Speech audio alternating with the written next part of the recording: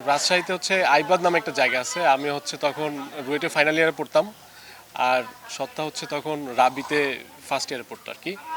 তো আমি হচ্ছে আইবাদে ওকে ফার্স্ট দেখি।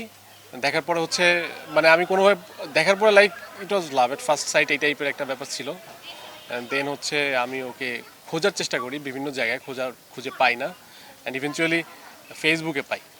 ফেসবুকে পাওয়ার পরে হচ্ছে আমি তাকে বিভিন্নভাবে নক করার চেষ্টা করি। It was very tough to start a conversation at very beginning. আসলে যেহেতু আমরা একই ক্যাম্পাসে ছিলাম না বা কোনো সেম ব্যাকগ্রাউন্ড আমরা শেয়ার করি না, সেজন্য কনভারসেশন ক্যারি করাটা ছিল অনেক বেশি টাফ। বাট সামহাউ কোনো না কোনোভাবে কনভারসেশন হইতো, বাট এটা আমাদের অনেক সময় লাগে। তো দেখা যাচ্ছে যে প্রায় 1 বছর পরে somehow I was able to take her on a date, proper date.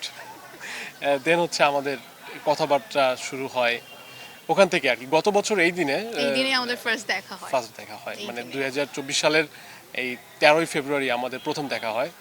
তো আমরা ঠিক সেম ভাবে আসলে আমরা দেখা করি টু রিক্রিয়েট দিস এগেইন। তো আমার কাছে মনে হয় যে এটা আমরা প্রতি বছরই ক্রিয়েট করতে চাই যদি আমরা রাজশাহীতে থাকি। দেখা হওয়ার পর আসলে প্রথমে তো ওভাবে কখনো ভাবে আমি আসলে ওনাকে ওইভাবে দেখতে চাইনি। আমি সবসময় এক সিনিয়র ভাই হিসেবে কথা বলতাম।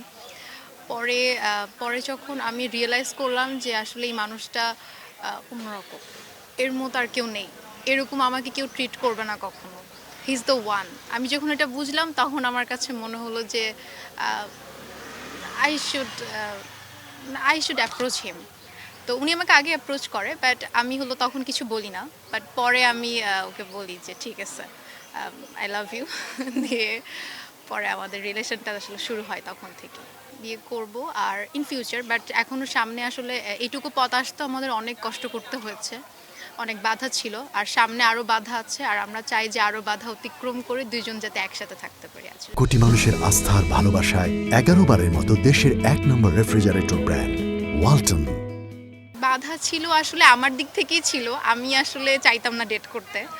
তবে একটা টাইমে মনে হলো যে মানে উনি অনেক স্ট্রাগল করছে এটার জন্য। আমি বারবার বলতাম যে আমি ডেট করব না। আর he is like well it was very hard to convince her. মানে খুবই কঠিন ছিল কিভাবে তাকে ডেটে নিব, কি কথা বলবো। It was like at very first time শুরুর দিকে সে আমাকে এত পছন্দ করতো না, আই গেস আমার এটা মনে হয়। আমি মানে করতাম, মানে উনি ইফোর্ট দিত, ওগুলোকে আমি মানে ওয়েল বাট আমি খুব ডিটারমাইন্ড ছিলাম যে somehow I should make her understand about my love. তো দেন হয় আর কি। পরিবারের সবাই জানে, কিন্তু যে ম্যারেজের স্টেপে এখনো যায় না ওইভাবে।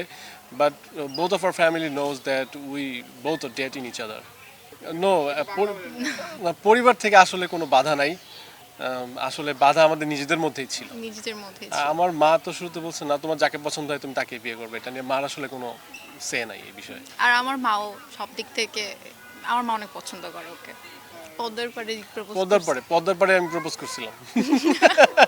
দেখা হওয়ার 3 দিন পর। To get married and live forever together, এটাই আমাদের ফিউচার প্ল্যান। আমি রুয়েটে গ্র্যাজুয়েট, আমি এখন চাকরি করতেছি বাংলাদেশে, হবিগঞ্জে চাকরি করতেছি। And we both are planning to move abroad together. বিয়ে এখনো দেরি আছে 2-3 বছর। Probably it will take time, but যত আগে হয় তত ভালো। আমরা চাই যে দ্রুত হোক। না, ঠিক হয় নাই বিয়েতে। মানে পরিবারের লোকজন জানে যে আমরা একে অপরকে ডেট করি, পছন্দ করি, কিন্তু বিয়ে শাদী পর্যন্ত এখনো আমরা যাইনি। পূর্ণতা তো এটা অনেকটা সাবজেক্টিভ জিনিস। পূর্ণতা তো হয়েই গেছে আমার মনে হয়। কারণ আমার মনে হয়েছে যে ওনাকে যখন আমি পেয়েছি, আমার কাছে মনে হয়েছে আমার আর কাউকে দরকার নেই, হি ইজ দ্য ওয়ান। আমি আর অন্যদিকে তাকানোরই প্রয়োজন বোধ করি না যে আমাকে মানে অন্য কেউ অন্যভাবে ট্রিট করতেছে কিনা। আমার কাছে মনে হয় he is the one, and আর কাউকে আমার দরকারই নেই, আমার এই মানুষটাকেই দরকার। আমার তো শুরু থেকেই বলতে পারি একটা মিশনের মতো ছিল যে to own her, that's it. এটাই তো আমার কাছে পূর্ণতা। এটাই যেদিন সে বলছে যে সে আমাকে ভালোবাসে, আমার কাছে মনে হয় পূর্ণতাটা সেদিনই আসছে আমার জীবনের।